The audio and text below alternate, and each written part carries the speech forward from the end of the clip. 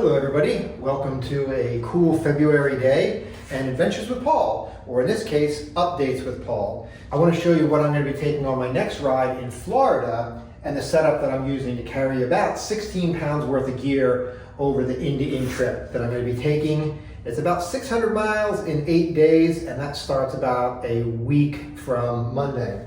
So I've got two Ortlieb fork bags up on the front. Those are running at about 5 pounds a piece. And then I've got about another 6 pounds or so in my seat bag in the back. And we're going to go through these bags and show you what I'm going to be carrying for this particular trip. The fork bags are kind of unique. They've got a specific mount that they mount onto. You can see what it looks like on the right side. Just slides right in and connects and completely solid. Now the Ortlieb seat pack is very easy to pack up. It's got these two little arms that come out underneath the seat rails. So after you've packed the whole thing up off of the bike, you attach it to the back of the seat rails, flip these two clips down, and then attach the Velcro strap around the seat post. And that is rock solid. So let's get into those bags. Thank you, Paul from the garage. Let's get into these bags, find out what I'm packing. First up, the Ortlieb seat pack. This is stuff that I'm not going to use all day long. I wrap it all up, put it in the bag, and then I get it when I'm at my destination each night. Again, it's an end-to-end tour, so I'm going to be packing very light. One is a ball cap, like this. You see me in a ball cap all the time. I've got my fleece. I'll may be wearing this during the day, but generally if it's cool at night, I'll put this on. I can also have it while I'm on the bike. I have a Patagonia DWR, or durable water repellent windbreaker. That's my windshield if in case I need it at night. I've got some socks. These are Great Allegheny Passage socks when I rode Great Allegheny Passage. I've got some super awesome, rad, cool shorts. These are Patagonia baggies. They are very comfortable. They'll be good for off the bike. I have a merino wool t-shirt. Why merino wool? It's kind of antibacterial and keeps the stank out of my clothes. I've got some underwear. You don't need to see that. And then I have some Sanic sandals that are stuffed in here for when I get off the bike. I don't have to walk around in my riding gear. And that's it. Empty. On my left pannier, this is stuff that I may access during the day. And I put it on the left because generally the way I dismount the bike, I dismount on the left and I lean my bike on the right up against anything. So having it on the left pannier means it's more accessible. Wet wipes, just in case, you never know. I've got a chain lock because chain lock. I have a Be-Free water filter in case I need to filter water out of a source where I'm not sure if it's potable or not. Plus, it gives me another liter's worth of water that I can take with me on the ride in case I'm going through a long stretch where I'm not going to be able to resupply.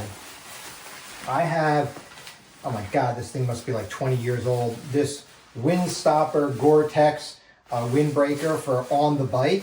This is just been with me for a long time. It's a phenomenal windbreaker and I want to take it with me. I have a super good Showers Pass rain jacket, which I'm taking with me. I'm not going to take any rain pants because it's going to be about mid-70s during the day in Florida. So I'm going on the assumption that if it rains, I'm going to dry out fairly easily. Plus, again, I'm in a hotel every single night, so I can dry out.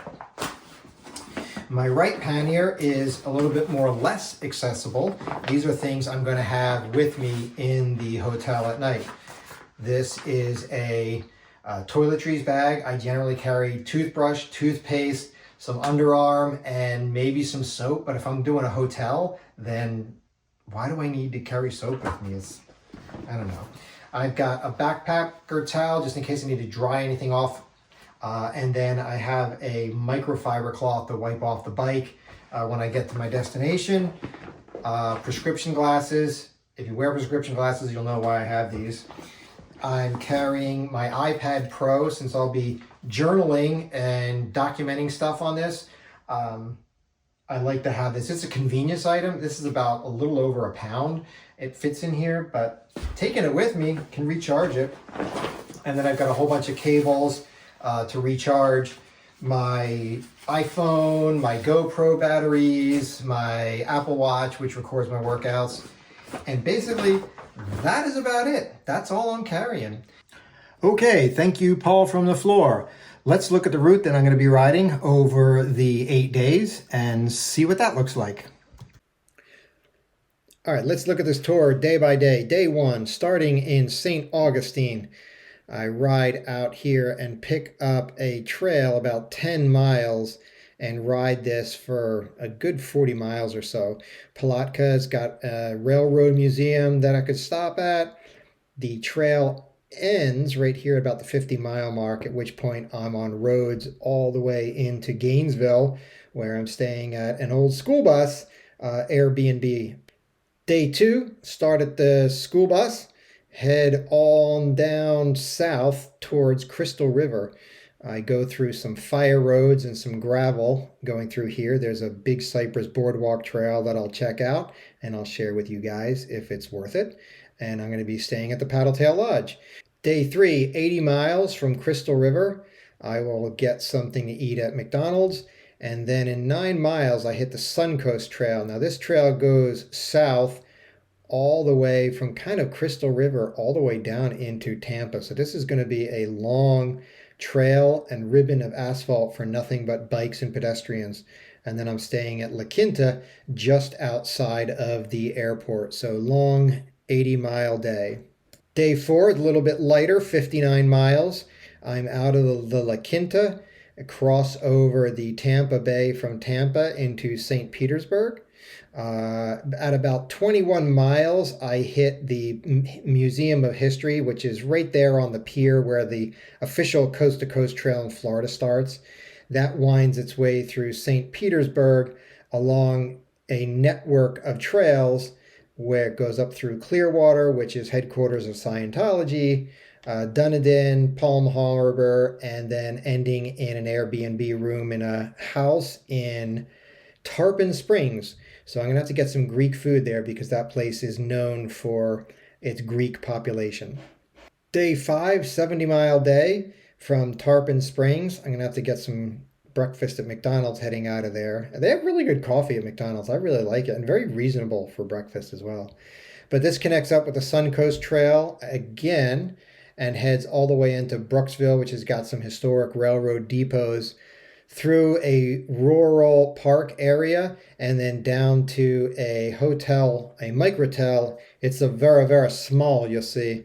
Day 6, we've got another 80-mile day from the microtel through a historical site of the Rich Loam General Store, through a wildlife management area. It's my understanding that they just paved a trail through this area, so we're going to have to see what that looks like. But at about the halfway point of the day's ride, we start getting into these smaller suburbs, Claremont, Winter Garden, Winter Park. And these are small little towns that were railroad towns just outside of Orlando.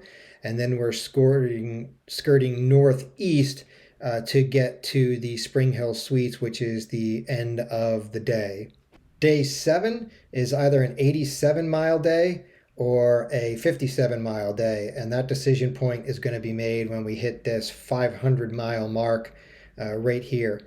So the choice is either to come all the way down to Titusville, which I've been to and has a lot of good space memorabilia since it's right across from the John F. Kennedy Space Center, or if I'm just feeling like I don't need to see that again, just come on into New Smyrna Beach, hang out in the downtown area, see the Sugar Mill ruins, and then head over to the Sea Vista Resort, which is right on the coast or the beach or the shore if you're from New Jersey.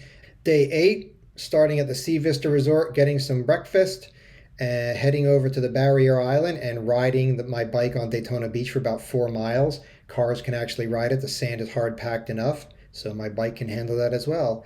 And then I'm staying on A1A, traveling north-northwest with the ocean over my right shoulder, all the way into my final stop, which is the Merida Inn, and then I head home the next day.